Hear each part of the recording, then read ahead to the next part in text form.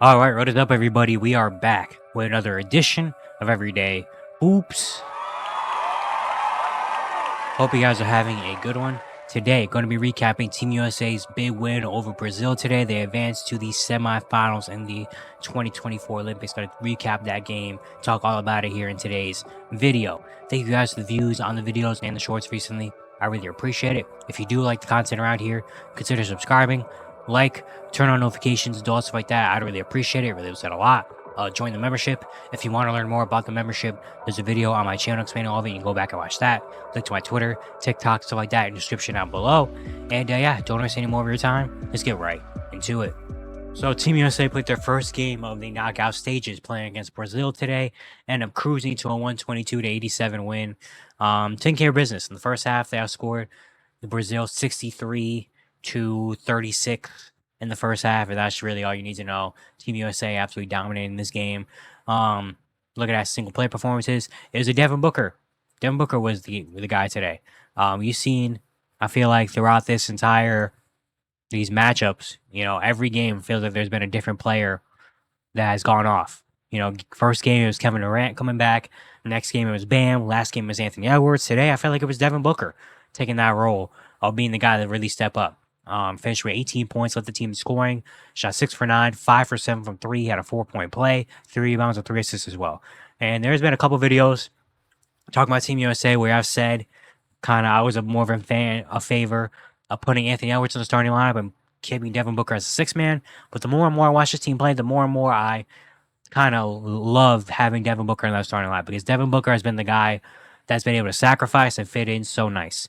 When you put people together like this, players like this, for Team USA especially, where you have so many all-star type players on teams, you're going to have to sacrifice some things. And I feel like Devin Booker has been one of the forefront best examples of being able to sacrifice, but still finding ways to contribute.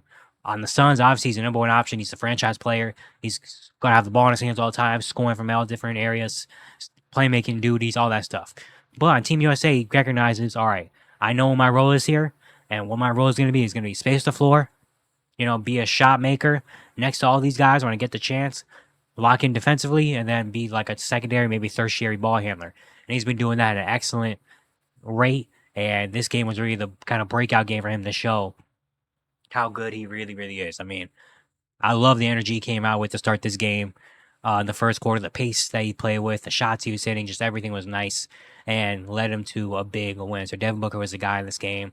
Anthony Edwards, another really good game as well. 17 points and 5 rebounds off the bench on 6 for 10 shooting. Love the aggressiveness in the offense he's been playing. Joel Embiid, another nice game. Back-to-back really good performances from Joel Embiid. Finished with 14 points, 7 boards, shot 5 for 6, 3 for 3 from 3. Came out hot. And yeah, that's back-to-back games. I said it after the South Sudan game where he did not play. I said maybe this could be them trying to light a fire under Joel Embiid and them kind of pushing him towards, kind of sending a message, being like, Joel, we need you to play better because we don't necessarily need you. You're more of a add on top, but you need to start coming with it. And last 2 games, he's been a whole lot better and looks a lot more comfortable out there on the court, especially today with the threes he was making. So it's nice to see Joel finally start to lock in. Who else out there? Anthony Davis, really solid game. 13, 8, and 3, 2 steals and a block shot, 5 for 9 from the field. LeBron, 12, 3, and 9 on 5 for 6 shooting.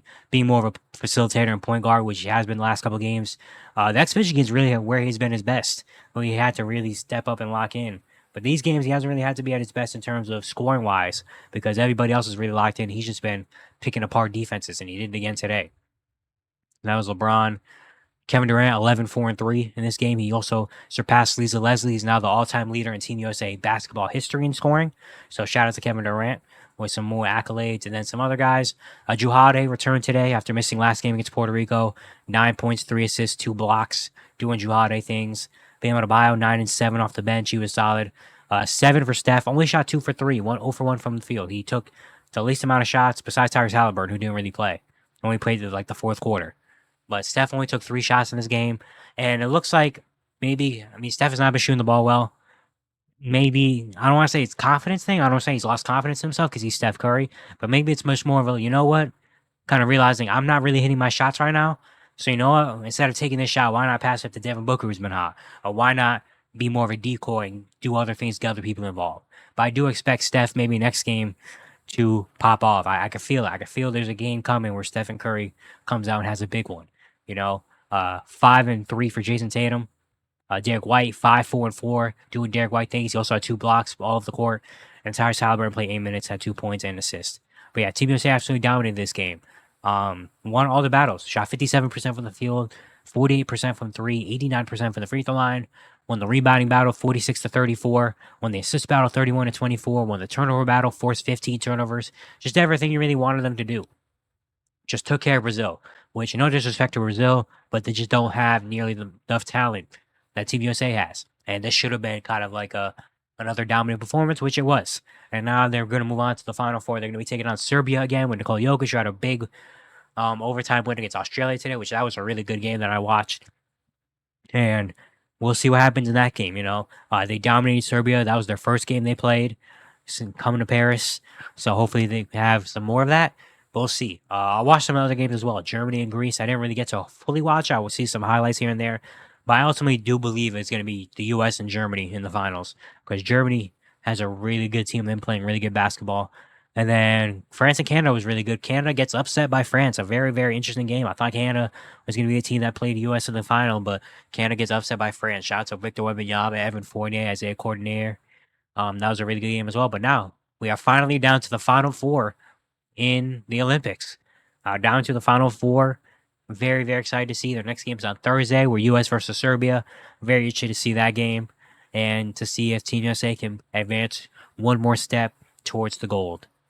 But yeah, it's going to be it for today. Hope you guys enjoyed. Once again, if you do like the content around here, consider subscribing, like, turn on notifications, do stuff like that. I'd really appreciate it. It really helps out a lot. And yeah, I'll see you guys tomorrow.